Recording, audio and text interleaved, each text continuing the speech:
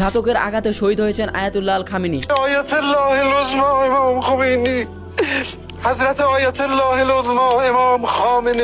এর জন্য আমরা গভীরভাবে শোকাহত। কিন্তু এই বিষয়টা আমাদের মাথায় রাখতে হবে, আমাদের মুসলমানদের শত্রু আমরা মুসলমানরাই। দেখতে পাচ্ছ আফগানিস্তান ভারতের হয়ে যুদ্ধ করতেছে আর পাকিস্তান আমেরিকার হয়ে যুদ্ধ করতেছে।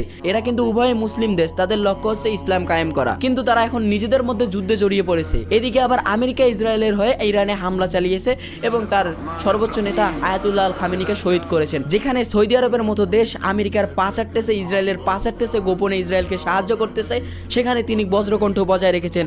আমরা তার জন্য গভীরভাবে শোকাহত এবং এইরকম বীর যেন যুগে যুগে আরো জন্ম নেয় তার জন্য আমরা দোয়া করব। আল্লাহ যেন তাকে জান্নাতের উচ্চ মাকাম দান করেন। এর সাথে আমাদের এই জিনিসটা মাথায় রাখতে হবে যে মুসলিম বিশ্বের করুণ পরিণতির দায় আমাদের মুসলিমদেরই। সৌদি আরবকে মুনাফেক বলে আমাকে একটা কমেন্ট করো, আমি খুশি হব। ধন্যবাদ। আয়াতুল্লাহ খামেনির একটি কথা আমার মনে পড়ে, কি সাহস তার।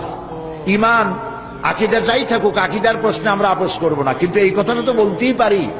যখন আমেরিকা তাকে বলেছিল যে আমার দূতাবাস থেকে যে 56 জনকে গ্রেফতার করা হয়েছে আমেরিকান, এদেরকে ছেড়ে দাও, তা না হলে তোমার খাদ্য রসদ আমেরিকা থেকে যত সাহায্য যায় সব বন্ধ করে দেওয়া হবে।